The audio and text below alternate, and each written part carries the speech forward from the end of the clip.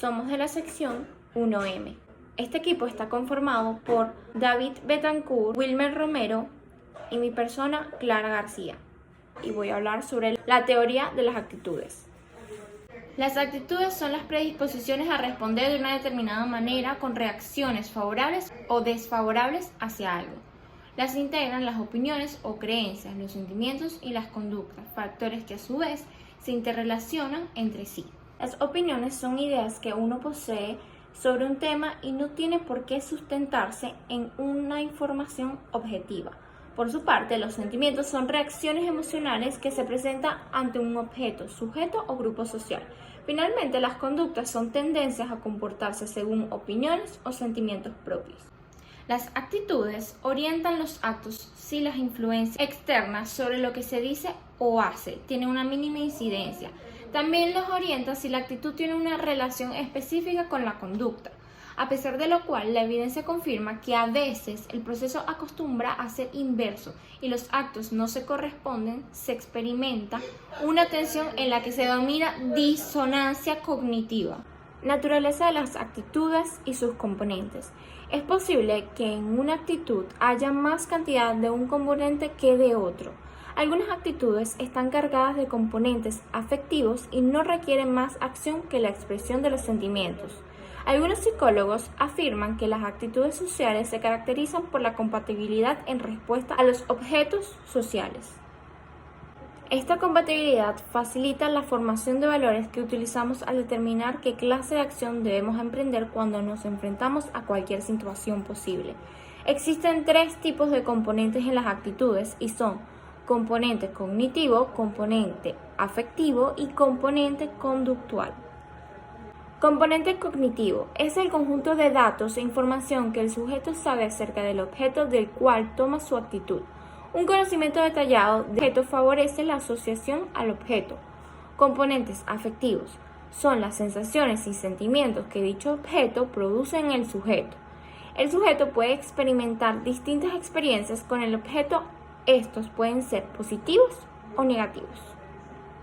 Componente conductual son las intenciones, disposiciones o tendencias hacia un objeto. Es cuando surge una verdadera asociación entre objeto y sujeto. Las actitudes tienen mucho interés para los psicólogos porque desempeñan un papel muy importante en la dirección y canalización de la conducta social. Las actitudes no son innatas, sino que se forman a lo largo de la vida. Estas no son directamente observables, así que han de ser inferidas a partir de la conducta verbal o no verbal del sujeto. El tema de la perspectiva multidimensional de las actitudes.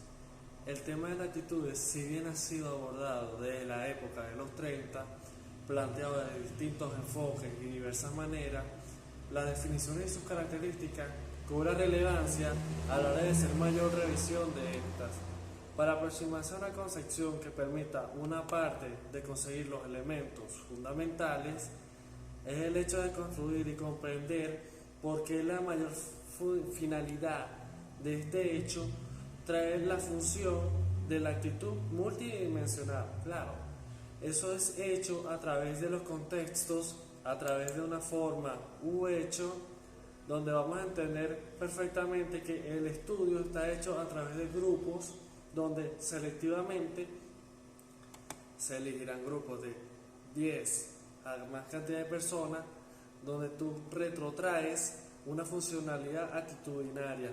¿De dónde podemos ver estos hechos? ¿Dónde se puede enfocar? O sea, podemos ver hechos de publicidad, hechos grupales donde tú puedes ver donde una persona puede ser originada a un hecho o abordada.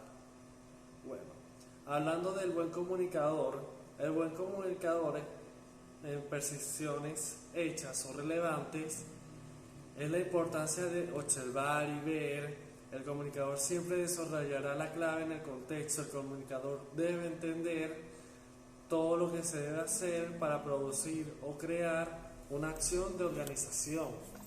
Dar los argumentos y crear los espacios variantes es muy importante para convertir una buena narrativa. Visualizar el futuro.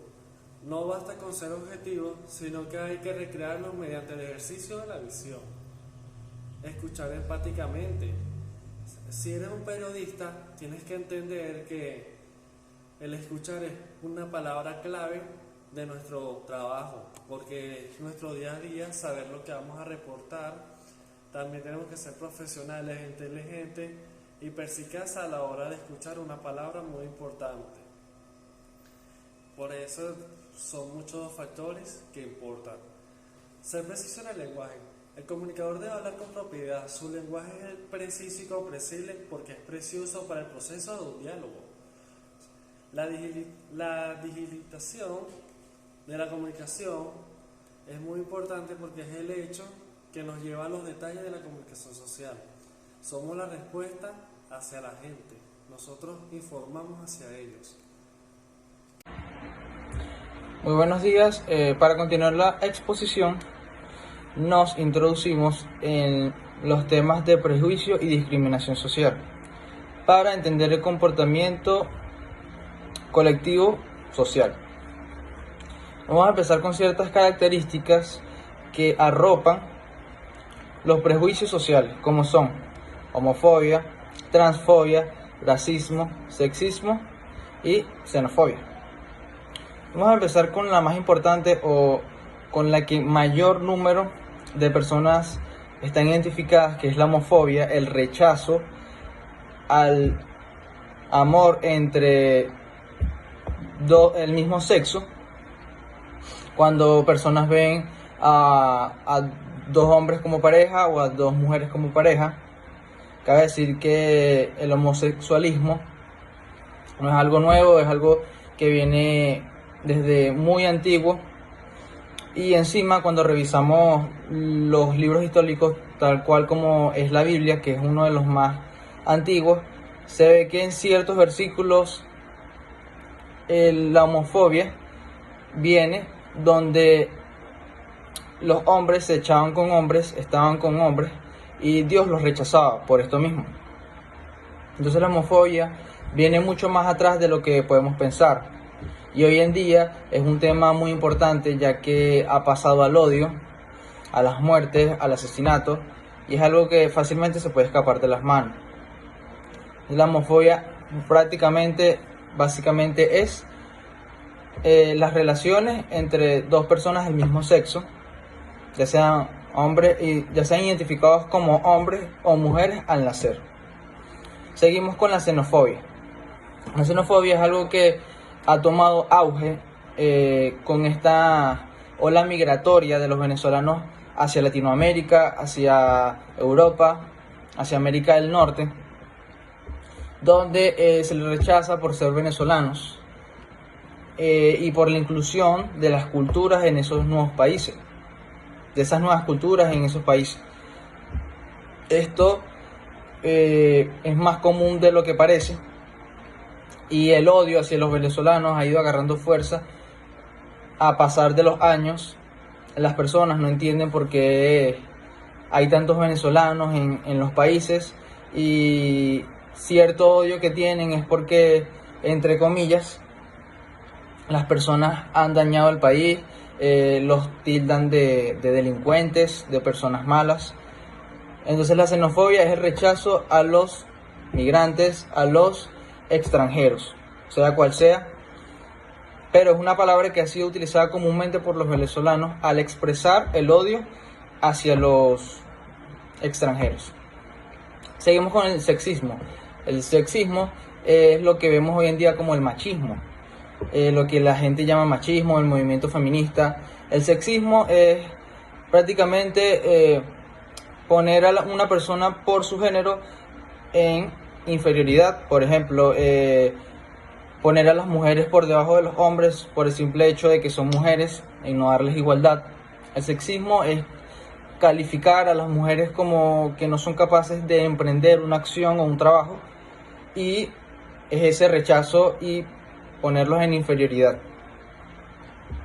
Viene el racismo, que es algo que nos ha acompañado durante la historia, durante todo el tiempo.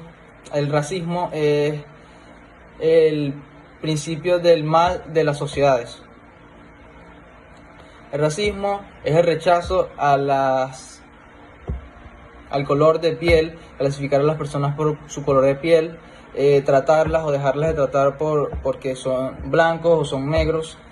Y el racismo va hacia dos partes, desde las personas blancas hacia las negras y desde las negras hacia las blancas.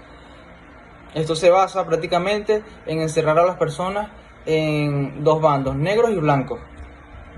Y las personas desde 1942, que fue el auge más fuerte de racismo en Estados Unidos, donde las personas no podían entrar a los baños, habían baños para una raza o para otra, y esta clasificación de razas hace que esto sea denominado racismo. Muchísimas gracias, esta fue mi parte de la exposición.